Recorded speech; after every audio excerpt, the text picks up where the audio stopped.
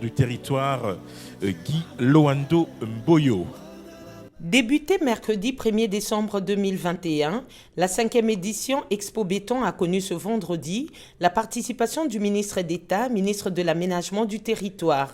Devant une assistance variée et intéressée par la question de développement de ville, Maître Guy Loando Mboyo a exposé sur l'aménagement de provinces voisines et leur impact dans la sous-région.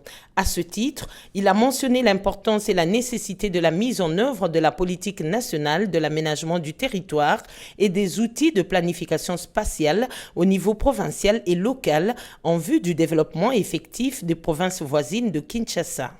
Nous devons savoir à Kinshasa où est-ce qu'on peut avoir des activités agricoles, où est-ce qu'on peut avoir des activités industrielles, où est-ce qu'on peut avoir des activités éducatives dans une planification cohérente, ce qui n'existe pas pour l'instant. Et de ces schémas nationaux, comme je dis, va découler des schémas provinciaux dont la ville-province de Kinshasa dispose de SOSAC, le schéma d'orientation stratégique. Il y a aussi la province du Nord Kivu, mais les autres provinces vont suivre parce que ce schéma, on peut appeler ça en anglais comme un master plan, qui va permettre au pays de savoir comment exercer sa souveraineté, de savoir comment répartir les activités sur l'ensemble du territoire national. Et vous savez, très récemment, pour citer un cas pratique, ce qui s'est passé en Ituri, là où il y a le gouverneur Bamanissa, entre l'ICSN et les activités minières. Parce que la réserve d'Okapi estimait que les croquis de cette réserve n'avaient pas les mêmes coordonnées que les titres miniers dont disposait un opérateur minier. Et aujourd'hui, il y a un sérieux problème de conflit en termes de superposition de titres.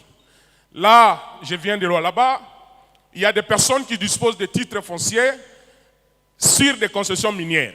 Donc, vous avez votre maison que vous avez construite, mais un titulaire de droits miniers, sa concession en termes de superficie couvre même là où il y a votre maison. Et donc, si son activité minière, en termes d'exploration, ou si jamais il y a une découverte d'un gisement, va déboucher sur une exploitation, vous serez obligé de quitter.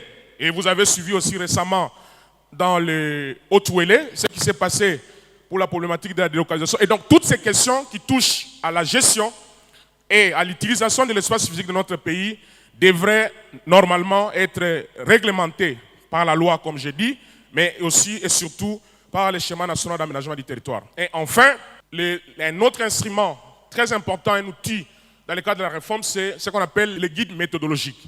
Ça veut dire comment, au niveau provincial, au niveau local, chaque entité, que ce soit les entités territoriales décentralisées, les ETD, que ce soit au niveau des chefferies, comment ils vont se doter de ces plans locaux d'aménagement du territoire. Après cet exposé, il s'en est suivi un jeu de questions-réponses, lequel a permis aux participants de recevoir du planificateur national des réponses rassurantes sur des préoccupations liées au secteur de l'aménagement du territoire. Ce salon de développement de ville rassemble des acteurs privés et publics, de professionnels tant nationaux qu'internationaux autour du thème « 3 pôles, 4 villes pour la province de Kinshasa, une réponse pour sa gestion ».